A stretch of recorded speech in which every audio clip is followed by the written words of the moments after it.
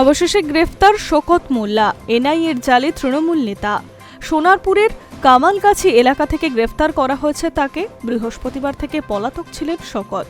গ্রেফতার করা হয়েছে তার ঘনিষ্ঠ শামসুলকেও। এই শামসুলের বাইকে শওকতকে শেষবার দেখা গিয়েছিল বলে দাবি। নির্বাচনের সময় শওকতকে নিজের নিরাপত্তা দেওয়ার কথা বলেছিলেন মমতা বন্দ্যোপাধ্যায়। তিনি বলেছিলেন, আমি বাঁ হাত হলে শওকত আমার ডান হাত। কোনো অত্যাচার হলে ছেড়ে কথা বলবো না, দরকার হলে আমার সিকিউরিটি তুলে শওকতকে দেব। বৃহস্পতিবার সকালে ক্যানিং থেকে ভাঙড়ের ত্রাস শওকতের বাড়িতে তল্লাশি চালায় এনআইএ। তখনই পালিয়ে যান শওকত। তারপর থেকে চলতে থাকে তল্লাশি। ক্যানিং, ভাঙড়, সোনারপুরের বিভিন্ন অংশে তল্লাশি চালাচ্ছিলেন তদন্তকারীরা। শওকত বাংলাদেশ পালিয়ে যেতে পারেন এই সম্ভাবনাও উঠে আসে। তারপর শুক্রবার রাতেই শওকত ঘনিষ্ঠ শামসুলকে গ্রেফতার করা হয়। এরপরেই শওকতকেও গ্রেফতার করা হয়। তাকে নিয়ে যাওয়া হয় এনআইএর অফিসে। শওকতকে কোথা থেকে গ্রেফতার করা হয়েছে তা নিয়ে বিভিন্ন তথ্য পাওয়া গিয়েছে।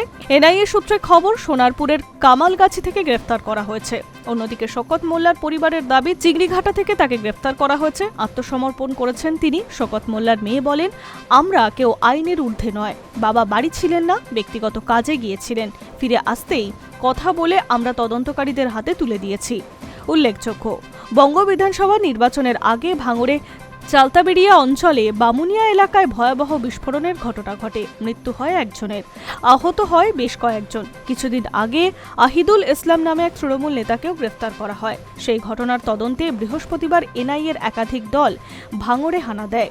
একটি দল ক্যানিংয়ের পূর্ব প্রাক্তন তৃণমূল বিধায়ক শওকত মোল্লার বাড়িতে, দলীয় কার্যালয় সহ একাধিক জায়গায় তল্লাশি চালায়। তবে তল্লাশির আগেই নাকি এলাকা ছেড়েছেন শওকত। ফলে দীর্ঘক্ষণ বাড়ির বাইরে অপেক্ষা করতে হয় তদন্তকারীদের।